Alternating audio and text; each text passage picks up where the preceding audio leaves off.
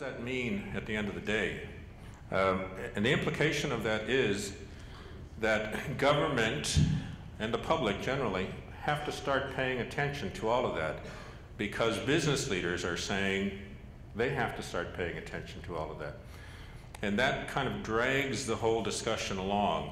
And it's an interesting aspect to note that it's in some parts of the country, the business leaders have in fact forced the issue of Aboriginal title, Aboriginal rights, First Nations communities and their role in society onto the agenda of the public and of government, because they themselves are demanding to know their position and their status as business leaders.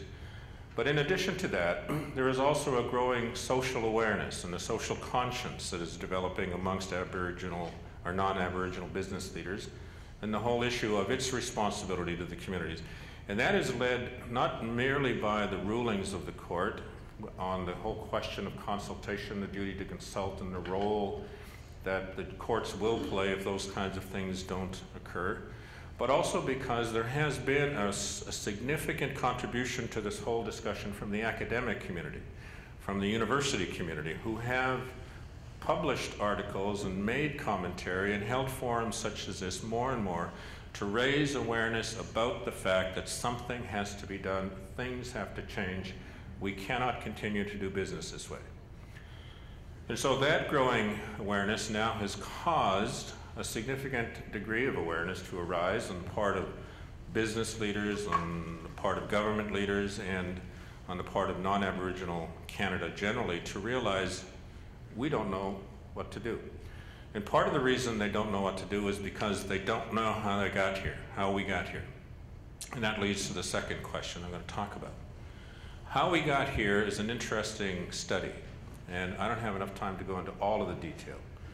But if you think about what it is that was going on long before you were born, long before your grandparents were born, long before your families arrived here in Canada or your families moved to where it is that you are now located, if you think about all of that time and go back to the earliest days of contact, what was the nature of the relationship that was being established when European settlers and European voyagers and travelers were coming to this part of the world? What was it that was occurring? Well, we know that there were some instances of violence. We know that there were some instances of terrific oppression that occurred. We know about some of the things that was going on by the Spanish in the southern part of North America.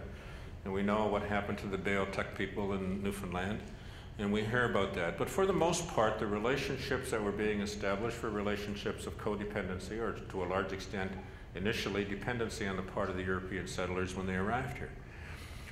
But that situation was not simply a relationship of dependency. It was also a relationship of mutual respect, a relationship of coexistence, a relationship in which there was an acceptance on both sides that for initially they were going to have to learn how to get along and work to get along in order for that relationship to continue. But there was a willingness, a desire on both sides to maintain that relationship. Well, of course, over the years and not very long after that established, the relationship starts to change and quickly became one of exploitation because of the resources, and to the extent that exploitation could occur without there having to be any kind of commitment to govern and any kind of commitment to dominate legislatively or in any other way. That exploitation relationship, to the extent that it also benefited both sides mutually, continued.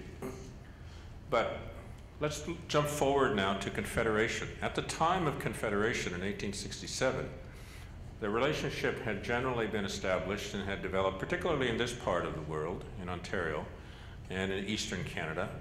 To a large extent, there was a mutuality that had occurred. And while the history in Ontario of the relationship between Aboriginal people and colonial authorities was a troubled and troubling relationship, we know all about Sir Francis Bondhead's experiment and his attempt to locate all of the Indians onto Manitoulin Island, for example.